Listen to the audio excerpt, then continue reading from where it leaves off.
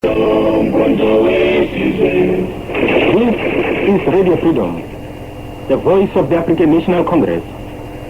We are broadcasting from Lusaka on shortwave 31 meter band, 9505 kilohertz.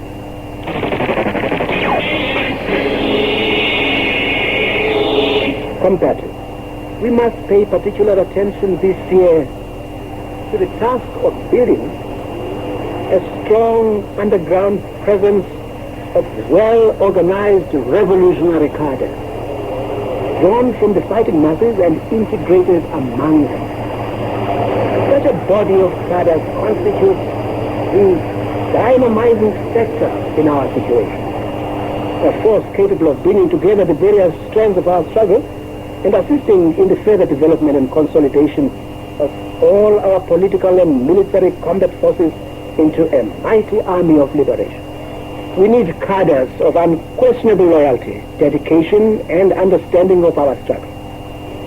In order to achieve such a high standard and spur our nation into a greater onslaught on the enemy and its institutions, we declare this year 1985 the year of the cadre.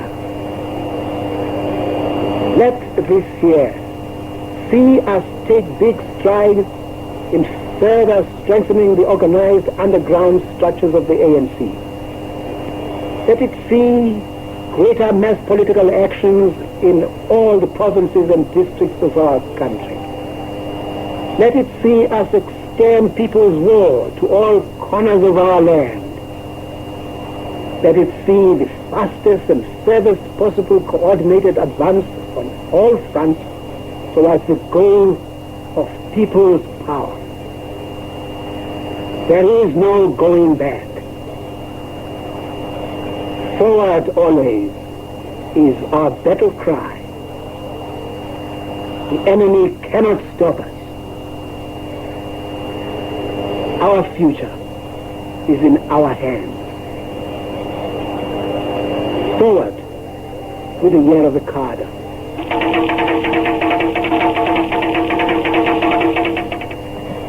Good evening, comrades, friends, and dear listeners. You are tuned to Radio Freedom, the voice of the African National Congress and the People's Army Umkhonto weSizwe.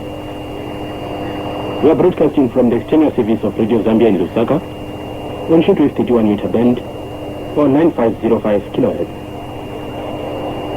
In this program today, we bring you current affairs and our feature program in the Zulu language. This will be presented by Comrade Tom Mpedi, Patrick Makaya, and Edward Dube. But first, here is a bulletin of news.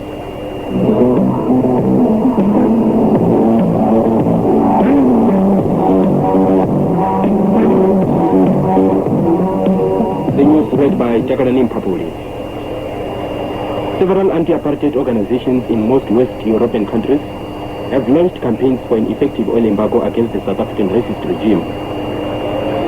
Politicians, trade unions, and churches are joining anti-apartheid movements in making representations to governments, urging legislative action to stop the transport of crude oil and technological and financial support for Pretoria's petroleum industry.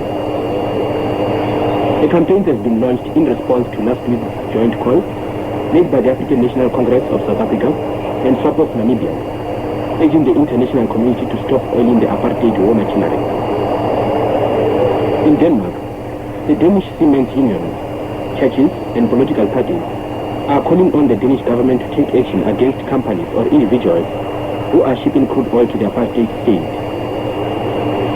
In Spanish, where crude oil is known to have been shipped to South Africa, meetings have been held with maritime unions in Bilbao and Barcelona, and parliamentarians are being urged to consider legislation.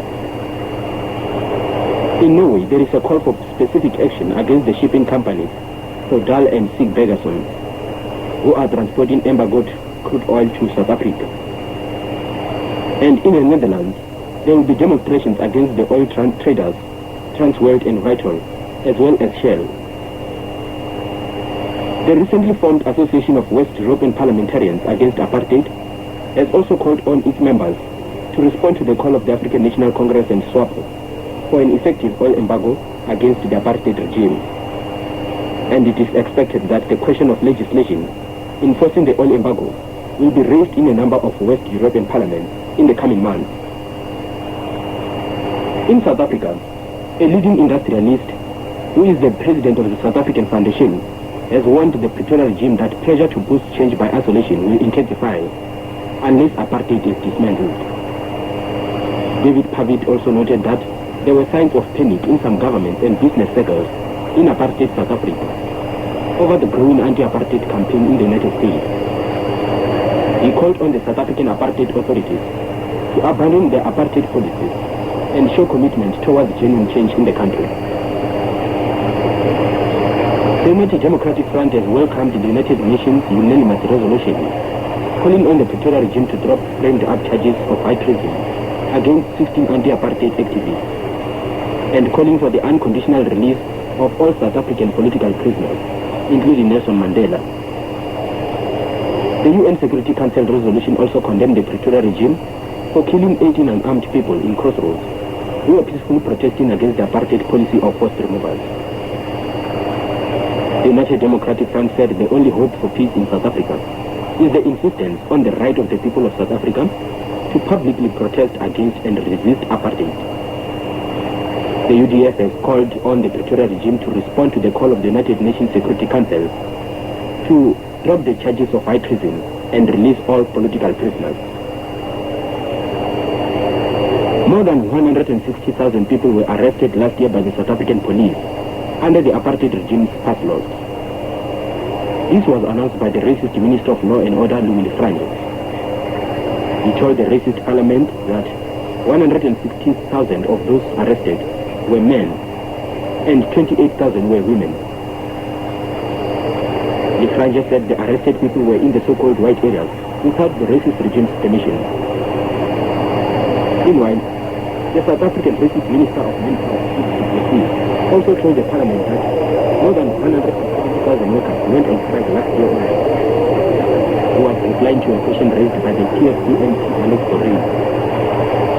Du Plessis said the vast majority of those who went on strike were Africans who participated in 426 strikes. He said most of the strikes were centered on wage demands, recognition of their unions, and bad working conditions. And that is the end of the news from Radio Freedom.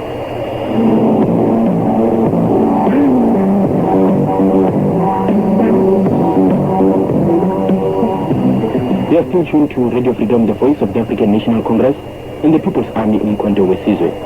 We are broadcasting from the external service of Radio Zambia in Lusaka, shortwave 31 meter band, 9505 kHz from 7 o'clock South African time. In our current affairs program this evening, we focus on 1 year after Nkomati and the indignation which is expressed by the international community against the apartheid regime's repressive acts. So first, here is an interlude of music.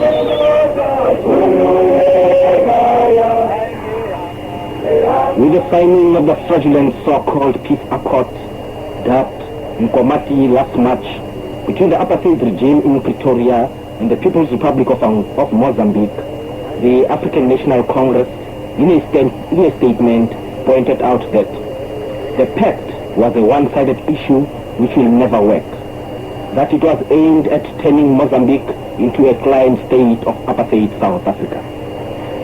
Just recently, or to be more precise, last Friday the 8th of March, a meeting of frontline heads of state held in Lusaka, Zambia, bitterly acknowledged this grim fact.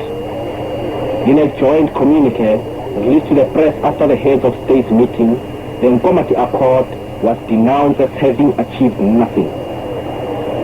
The frontline heads of state noted that the People's Republic of Mozambique signed the agreement in good faith, expecting the apartheid regime to fulfill its side of the accord and stop supporting armed bandits of the MNR. But that this had not been the case. This point of view was further highlighted by the Mozambican news agency AIM.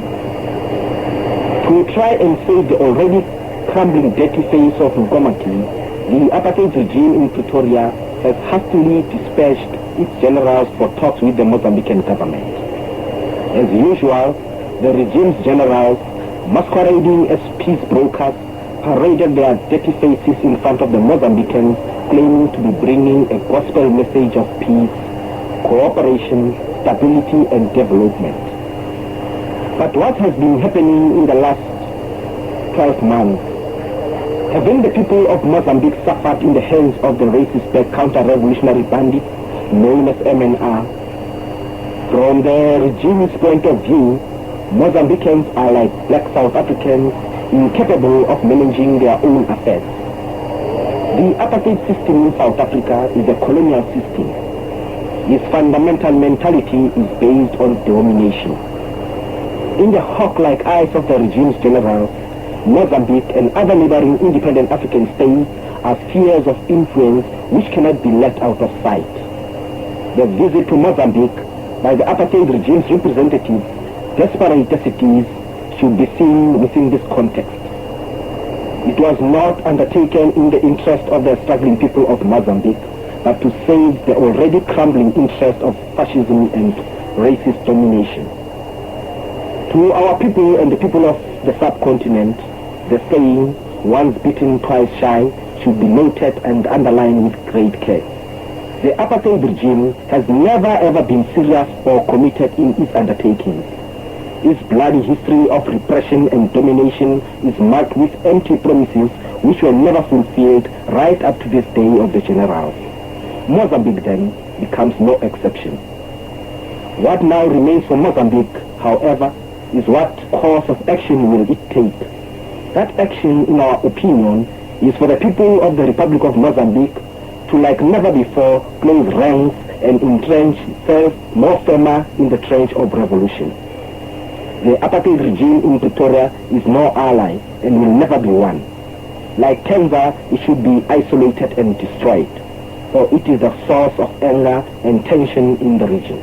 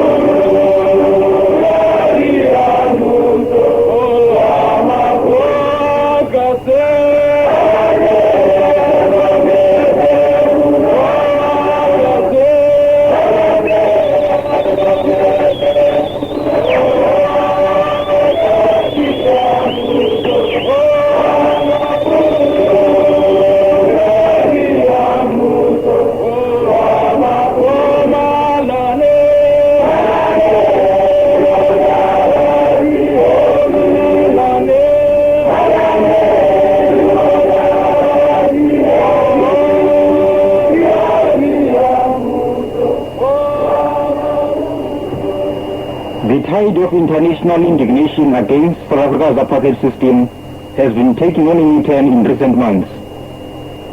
The past year closed with various governments pledging to take a tougher stand against Botha's racist regime in the year 1985. On Tuesday, a specially convened session of the United Nations Security Council adopted a resolution unanimously condemning the cold-blooded massacre of at least 19 people in Crossroads last month.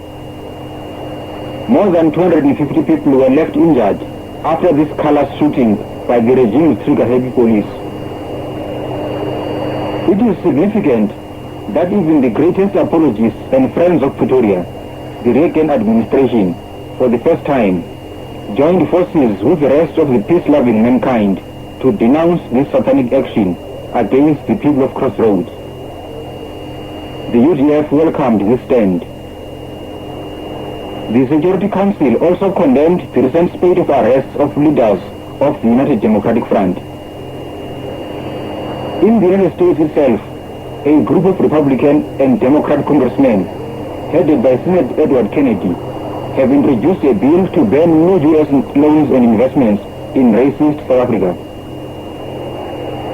Responding to a call by the ANC and SWAPO for an oil embargo against South Africa, Western European politicians, trade unions and churches are joining anti-apartheid movements in making representations to governments urging legislative action to stop the transport of crude oil for Pretoria's petroleum industry. This is all in the effort to isolate the apartheid colonial regime, to force it to change its repressive policies inside South Africa. The international community cannot sit and watch when the majority of the South African people are imprisoned and butchered because they have dared raise their voices in demand of freedom and liberation. Therefore, the regime in Pretoria should not be surprised. The international community has got to use its influence and exert pressure on the regime not only to change but to abolish the apartheid system completely. It is high time that the perpetrators of apartheid realized that the call of the day is not that of meaningless petty reforms, but it is that of genuine liberation and equal rights for all the people of our country.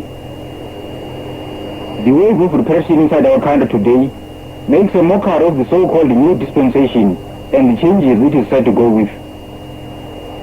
We are sailing rough oceans towards liberation, and those elements, like the Hendrixes, who have decided to torpedo our ship, today stand accused before the international community. There is no use in serving an abhorrent system which has been declared a crime against humanity at home and abroad.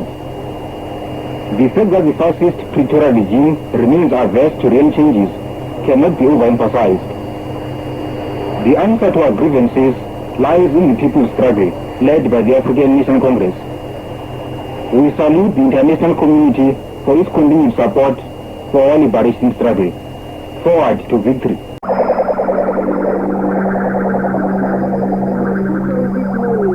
Meeting of the Joint Security Commission, President Julius Nyerere of Tanzania on African economy. Zambia and Egypt to sign a trade agreement in June this year. Kenya has appealed for assistance from donor countries. Soviet Union's new leader, Mikhail Gorbachev, yesterday received a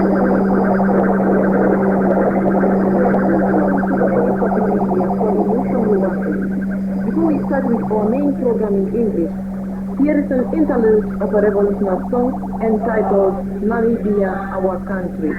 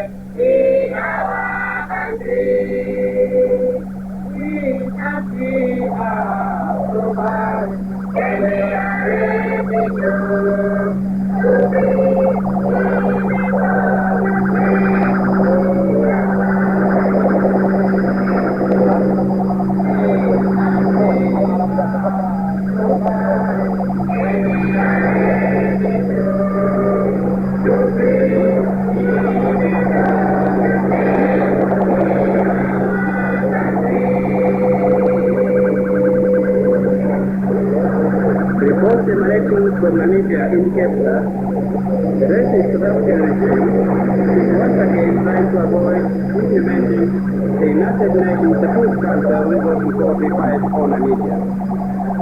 It was reported in the Namibian capital, Windhoek, that the stooges of the National Conference, a coalition of teeny South African-backed puppet organizations, is preparing what they call Plan for Namibia's Independence, which they intend to represent the South African government in a couple of weeks' time.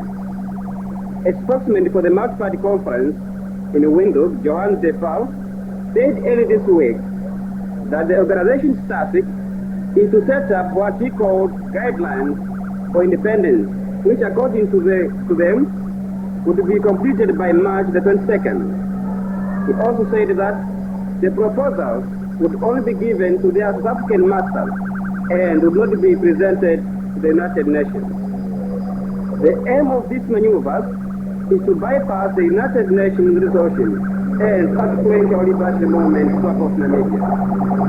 This move is also aimed at allowing South Africa to install a given regime in Windhoek and then create a territory independence. Something has not yet learned the important lessons from the experience.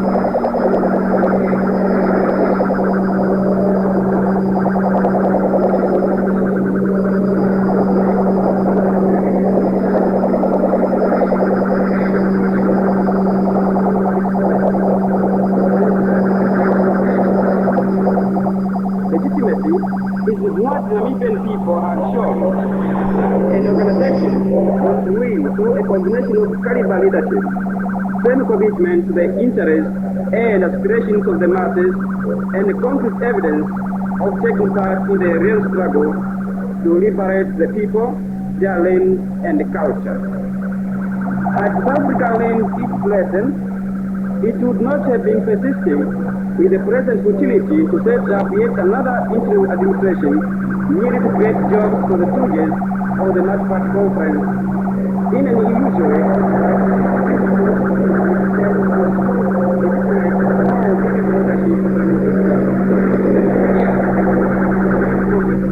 in Namibia will quite obviously have the steady consequences will also lead to the continuation and intensification of the political and armed struggle by the oppressed Namibian people.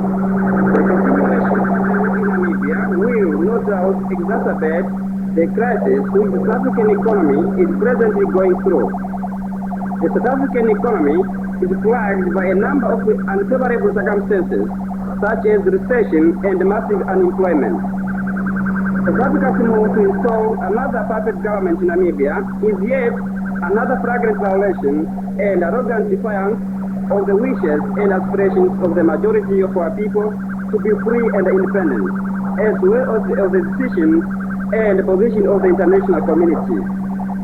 We in SWAPO vehemently condemn and with utmost contempt reject this sinister which South Africa is undertaking in our country.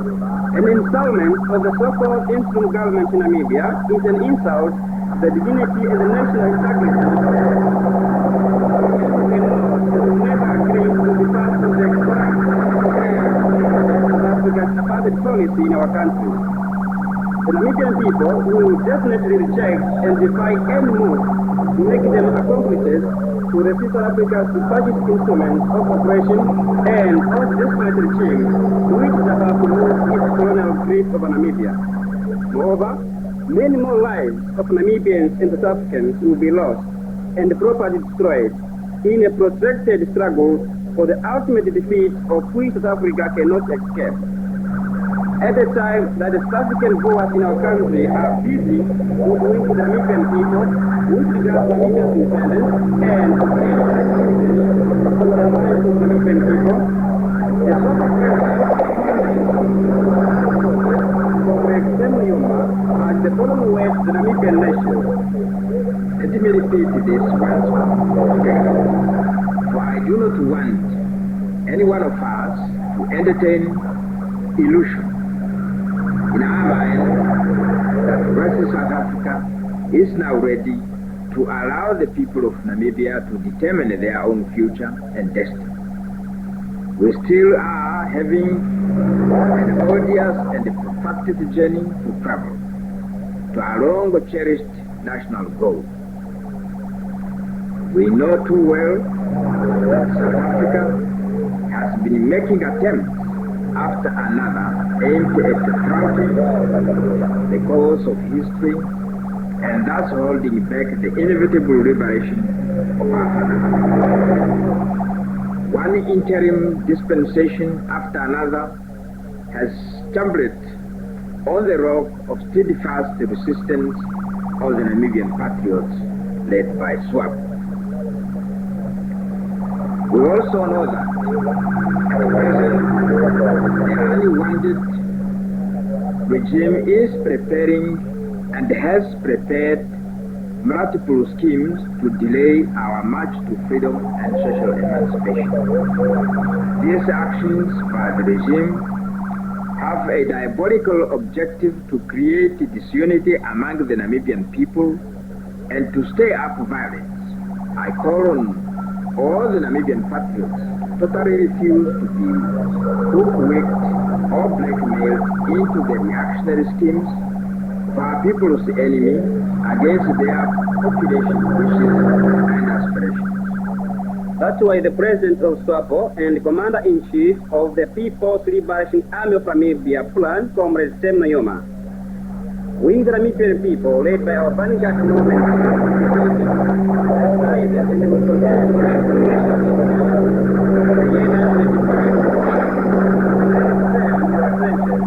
fighting and intensifying our struggle for liberation. In the patriotic spirit of our devotional attention of fathers, we say, the struggle must continue, victory is certain. With that, dear comrades and compatriots, we have come to the end of our English program, presented to you by Comrade Charles Hani Maplanga. Stand by now for the summary of the same program in the following languages: Mangari, Ochiherero, and Afrikaans. But before that, here is an interlude of a devotional song entitled Fellow Countrymen.